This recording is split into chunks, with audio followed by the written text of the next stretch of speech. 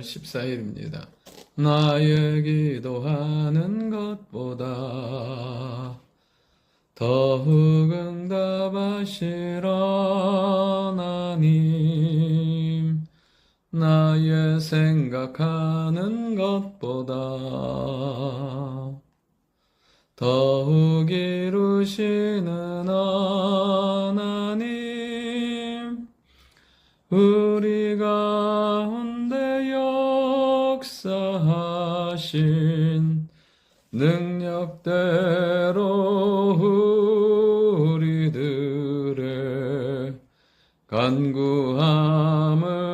넘치도록 능히 하실 주님께 모든 영광과 존귀 찬양과 경배를 돌릴지어다. 모든 영광과 존귀 찬양과 경배를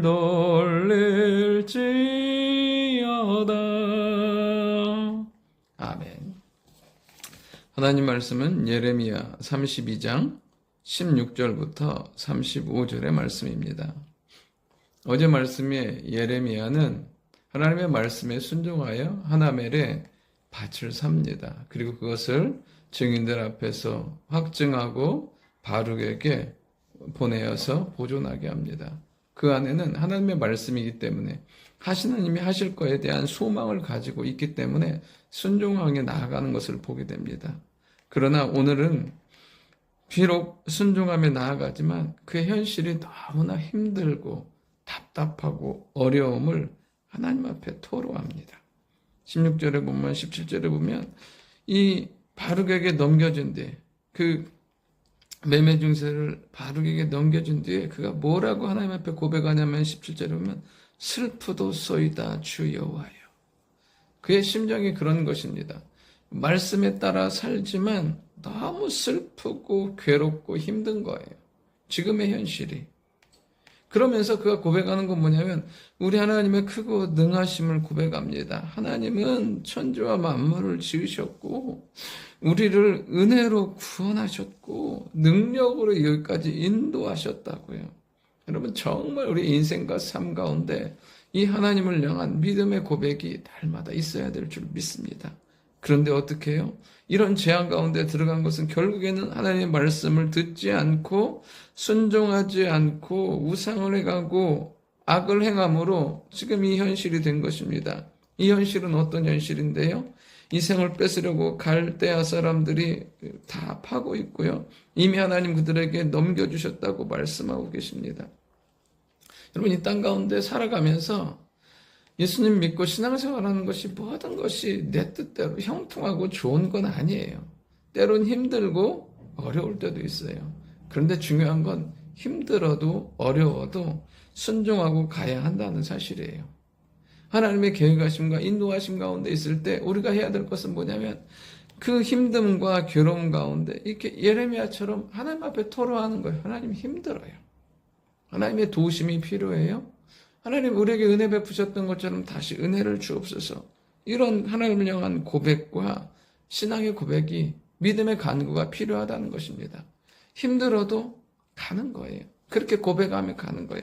그때 이 예레미야의 말을 들은 하나님께서 말씀하십니다. 뭐라고 말씀하시냐면 26절에 보면 그때 여호와의 말씀이 예레미야에게 임하여 이르시되 나는 여호와요 모든 육체의 하나님이라 내게 할 수 없는 일이 있겠느냐. 그러니까 하나님은 모든 것을 주관하시고 통치하시는 하나님이라는 거예요.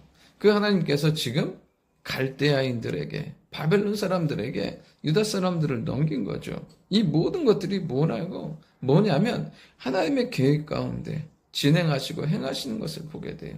왜냐하면 이스라엘 백성들이 더 이상은 소망이 없기 때문에 그 죄 가운데 어떠한 희망도 보이지 않기 때문에 다 쓸어버리는 거예요. 다 쓸어버리고 새로 다시 그 위에 믿음의 반석을, 믿음의 사람들을 세워가시는 것을 보게 돼요. 오늘도 우리의 인생과 삶 가운데 때론 내가 이해할 수 없는 상황과 현실과 일들이 일어난다 할지라도 그 모든 것들은 하나님의 선하고 아름다운 계획 가운데 우리의 삶을 인도해 가시는 줄 믿습니다. 그러니까 여기까지 온 것도 하나님의 계획하심과 인도하심인 거예요. 그러면서 하나님은 철저하게 그들의 삶을 말씀하세요. 그들이 악행을 해가고 죄를 지어요. 그러니까 대표적인 건 이건 거예요. 33절에 그들이 등을 내게로 돌리고 얼굴을 내게로 향하지 아니하며 내가 그들을 가르치되 끊임없이 가르쳤어도 그들이 교훈을 듣지 아니하고 받지 아니하였다고요. 그리고 가증한 물건을 섬기며 우상을 섬기며 하나님의 성전을 더럽히고 이 악한 것들을 한 이 모든 이스라엘 향해서 하나님은 진노하시고 책망하시는 것을 보게 됩니다. 그러니까 현실이 죄의 결과인 거예요. 그러니까 예레미야가 가슴이 너무 아프고 힘들지만 이 모든 것들이 죄의 결과로 말미암은 것이죠. 하나님은 철저히 그들을 다 쓸어버리겠다고 말씀하세요. 오늘도 우리의 인생과 삶 가운데 이해하지 못하는 일들 가운데서도 해야 될 건 뭐냐면 믿음으로 그 길 가는 거예요. 그리고 또 하나, 하나님은 뭐든 선하시고 아름다운 계획 가운데 우리의 삶을 인도하신다는 거예요. 은혜와 축복으로. 때로는 이 이스라엘 백성들이 행하셨던 것처럼 모든 악과 죄를 쓸어버리심으로 진노하심을 행하시는 것을 보게 돼요. 그런데 여기서 중요한 거 하나 있어요.